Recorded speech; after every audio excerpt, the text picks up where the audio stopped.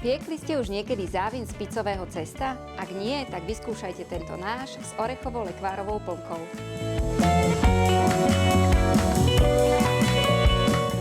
Mleté orechy spojíme s teplým mliekom a vymiešame plnku. Rozvaľkané cesto potrieme orechovou plnkou a potom ešte rovnomerne lyžičkou rozdelíme aj jahodový lekvár. Spodnú polovicu cesta nakrájame na 1 cm široké pásy. Potom z vrchnej časti cesto zrolujeme, tak aby boli pásiky na vrchu. Preložíme na plech s papierom na pečenie a vytvarujeme do kruhu venca. Potrieme rozšľahaným vajcom, posypeme mandľovými lupienkami a pečieme v rúre vyhriatej na 200 stupňov Celzia asi 20 až 30 minút. Pred podávaním posypeme ešte práškovým cukrom.